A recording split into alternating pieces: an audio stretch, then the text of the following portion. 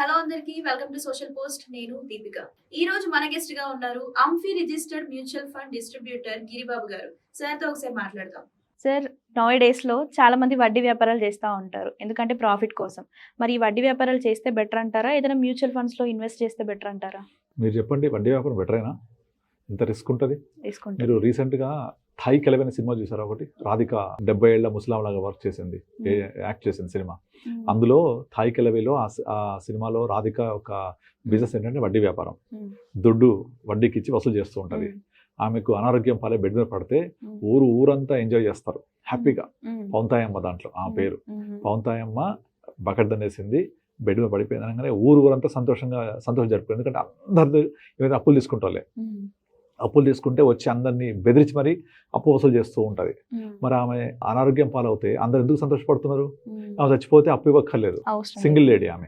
కొడుకులు ఎక్కడో ఉంటారు, కూతురు పెట్టుకొని ఉంటుంది. కూతురికి తెలుసో తెలియదు కనుక ఆమె చనిపోతే మేమెవరం అప్పు తిరిగి కట్టక్కర్లేదు అని ఊరంతా ఇంకా అందరికి చావు వస్తున్నాము, రావట్లేదు ఏంటి, ఎందుకు బతికుంది అని ఆమెకు అనారోగ్యం అవగానే విపరీతంగా సంతోషపడతారు. ఇది అవసరం మనకు లేదు కదా. రెండోది, ఇప్పుడు మనం వడ్డీ వ్యాపారం ఇచ్చామనుకోండి, అది వసూలు చేయాలంటే ఎంత కష్టం అవుతుంది? తీసుకునే వాళ్ళు ఇస్తారా? వాళ్ళు ఎంతో అవసరాలు ఉంటాయి కానీ తీసుకోలేరు. అది మినిమం ఈ రోజుల్లో వడ్డీ వ్యాపారం అంటే రూపాయి నుంచి ₹2 వడ్డీ మినిమం ఉంటుంది. ₹2, ₹3 అంటే ₹2 అంటే 24% రేట్ ఆఫ్ రిటర్న్. 24% మనం కట్టాలి అంటే వాళ్ళు ఎంత సంపాదించాలి? మోర్ దెన్ 36-40% వస్తే తప్ప వాళ్ళు 24% కట్టలేరు. కనుక 40-30% రిటర్న్ వచ్చే వ్యాపారాలు ఏమున్నాయి? ఎక్కడ పాసిబుల్? అది ఎక్కడ పాసిబుల్ అవ్వదు. కనుక వడ్డీ వ్యాపారంలో 90% నష్టపోవడము లేదా ఇచ్చిన అసలు రాకపోవడమే జరుగుతుంది. కనుక అలా కాకుండా ఆ వడ్డీ వ్యాపారం అనే దాన్ని వ్యాపారంలా కాకుండా వాళ్ళు మ్యూచువల్ ఫండ్స్ ఇన్వెస్ట్ చేసుకొని లాంగ్ టర్మ్ కాంపౌండింగ్ కనుక చేసుకుంటే డెఫినెట్లీ చాలా పీస్ఫుల్గా, సేఫ్గా, అంతకంటే మంచిగా హ్యాపీగా కూర్చున్న చోట మన డబ్బులు మన దగ్గర ఉండి మనం ఎక్కువ రిటర్న్ సంపాదించవచ్చు. దీనికి ఒక ఎగ్జాంపుల్ చెప్తా. ఇప్పుడు మీరు ఒక ₹10 లక్షల వడ్డీకి ఇచ్చామనుకుందాం. ₹2 ఇంట్రెస్ట్ అయితే నెలకి ఎంత వస్తుంది? 20,000 వస్తుంది 10 లక్షలకి. సంవత్సరానికి ఎంత? 2.4 lakh. అలాగా 10 years పాటు ఆ 10 లక్షలని నేను అందరికీ ఇచ్చి తిప్పాను అనుకుందాం. అంటే నెలకి 20,000, సంవత్సరానికి 2.4 lakh, 10 yearsకి 24 lakhs వస్తుంది నాకు వడ్డీ రూపంలో. నేను 10 years తర్వాత నా దగ్గర 24 lakhs ఇలా సంవత్సరం వసూలైంది కదా నెలవారీగా. ఈ వసూలైన దాన్ని కూడా నేను మళ్ళీ ఇంకొకళ్ళకి ఇచ్చి తిప్పాను అనుకున్నాం. మొత్తం 10 years తర్వాత లెక్కేస్తే మీకు అసలు తిరిగి వచ్చింది అనుకోండి 10 lakhs. 10 yearsలో మీకు దగ్గర 2.4 per annum into 10 years 24 lakhs వచ్చింది. దీన్ని కూడా తిప్పాను నేను మళ్ళీ అందరికి ఇచ్చుకుంటా. అలా ఇంకొక 5-6 లక్షలు వచ్చింది అనుకోండి. అలా 5-6 లక్షలు వస్తే మొత్తం టోటల్గా 24 lakhs ప్లస్ 10 lakhs ప్లస్ ఈ 24 lakhs తిప్పడం వల్ల వచ్చిన మరో 6 లక్షలు, మొత్తం కలిపి 40 లక్షలు వస్తుంది. మీరు ఈ 40 లక్షలు సంపాదించాలంటే ఇదే 10 లక్షలు మ్యూచువల్ ఫండ్లో ఒక 10 సంవత్సరాల పాటు వేసి వదిలేయండి. కాంపౌండింగ్ వదిలేయండి. మీకు మ్యూచువల్ ఫండ్స్లో 10 years కనుక ఉంటే 13-14-15% తక్కువ రాదు. 10 years తర్వాత మీ 10 లక్షలు 15% రిటర్న్ కనుక జనరేట్ చేస్తే మీకు ఎగ్జాక్ట్లీ 40 lakhs వస్తుంది. 10 lakhs 10 years 15% will give you exactly 40 lakhs.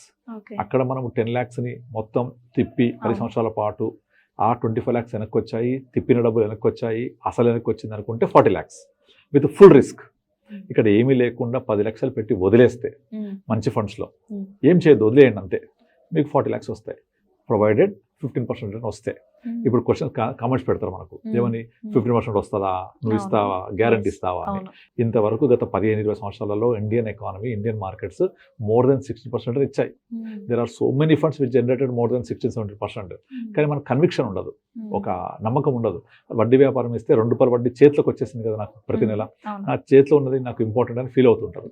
అలా కాకుండా మీరు దీన్ని ఇన్వెస్ట్ చేసి కన్విక్షన్ తోటి, నేను నా దగ్గరికి వచ్చే క్లయింట్స్ అందరికి ఇదే చెప్తుంటాను, మీరు వడ్డీ వ్యాపారం చేస్తుంటారు కదా, చూస్తుంటారు కదా, అది లెక్కే చూపిస్తాను. ఎస్ఐపి క్యాలిక్యులేటర్లో, లంసమ్ క్యాలిక్యులేటర్లో 10 లక్షలు 15% 10 ఏళ్ళు ఎగ్జాక్ట్లీ 40 లక్షలు వస్తుంది. వచ్చింది కదా ఇక్కడ. సరే 40 కాకపోయినా 30 వచ్చినా తక్కువ ఏంటి, మీరు 12% వేసుకోండి, 33-34 వస్తుంది. 14 వేసుకోండి, 38 వస్తుంది. ఇంకా 35-40 మధ్య కళ్ళు మూసుకొని వస్తుంది కదా. బట్ రిస్క్ ఎంత దీనికి? అది చాలా రిస్క్. ప్రిన్సిపల్ రాకపోవచ్చు, మనల్ని తిట్టుకుంటారు, చచ్చిపోవాలని దేవుడిని ప్రార్థిస్తారు. ఇక్కడ ఏమీ చేయకుండా వచ్చింది కదా. ఆ 15% సాధించగలిగితే సేమ్ అమౌంట్ ఈక్వల్ అవుతుంది కదా. రిస్క్ కంపేర్ చేసుకుంటే, రిస్క్ రివార్డ్ కంపేర్ చేస్తే అసలు ఎంత ఈజీగా ఉంటుంది. ఓన్లీ మ్యూచువల్ ఫండ్స్ ఉంటుందంటే వొలటాలిటీ, దాని రిస్క్ అనుకోకూడదు. మ్యూచువల్ ఫండ్స్లో ఎత్తేయడం కానీ, పోవడం కానీ, నష్టపోవడం కానీ ఎప్పుడు జరగదు. ఎప్పుడు జరుగుద్ది అంటే మార్కెట్ పడ్డప్పుడు మనం కనుక తీసేస్తే నష్టపోతాం. మార్కెట్ పడ్డప్పుడు అర్థం చేసుకొని నేను ఇన్వెస్ట్ చేస్తే గ్రో అవుతాం. ఇప్పుడు లాస్ట్ 2 years నుంచి మార్కెటే పెరగలేదు. ఇప్పుడు అందరికీ నేను వాళ్ళకు చెప్పి ఎక్స్ప్లెయిన్ చేసి ఆగబట్టి అందరికీ ఇన్వెస్ట్ చేయించి వస్తున్నాం. అలా వచ్చిన వాళ్ళందరికీ రేపు పొద్దున మళ్ళీ 2 to 3 years తర్వాత ఎకానమీ గ్రో అవుద్ది, మార్కెట్స్ గ్రో అవుతాయి, ఇండియా గ్రో అవుద్ది, డెఫినెట్లీ దేసి ఫెంటాస్టిక్ రిటర్న్స్. అలా జరుగుతున్నప్పుడు ఆటోమేటిక్గా డబ్బులు కనిపిస్తాయి వాళ్ళకి. కనుక ఈ షార్ట్ టర్మ్ వొలటాలిటీని కన్సిడర్ చేయొద్దు, లాంగ్ టర్మ్ గ్రోత్ మీద దృష్టి పెట్టాలి. ఆ లాంగ్ టర్మ్ గ్రోత్ దృష్టి పెడితే definitely they can make fantastic money. కనుక వడ్డీ వ్యాపారం ఎప్పుడు చేయొద్దు. దానికంటే బెటర్ వచ్చేసి మ్యూచువల్ ఫండ్ ఇన్వెస్ట్ చేసుకొని వెయిట్ చేస్తే అంతకంటే ఎక్కువ కాంపౌండింగ్ ఫ్యాక్టర్లో సంపాదించవచ్చు. మీరు 10 ఏళ్ళే చెప్పా, 10 ఏళ్ళు ఉండండి ఇంకెక్కువ వస్తుంది, 40-80 అవుతుంది. 20 ఏళ్ళు ఉండండి 80 1,20,00,000 అవుతుంది, 1,60,00,000.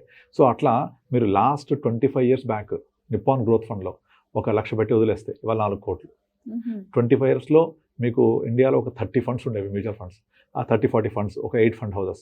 అందులో ఏ ఫండ్లో ఇన్వెస్ట్ చేసినా కూడా అది ఇవాళ 70-80 times పెరిగింది. ఆల్మోస్ట్ ఆన్ అన్ యావరేజ్గా అన్ని 12-15+ ఇచ్చాయి రిటర్న్స్. కనుక ఇక్కడంతా long term magic, short term volatility. Short term volatility చూస్తాం, లాంగ్ టర్మ్ వొలటాలిటీ గమనించాం, మనం దాన్ని అర్థం చేసుకోలేము.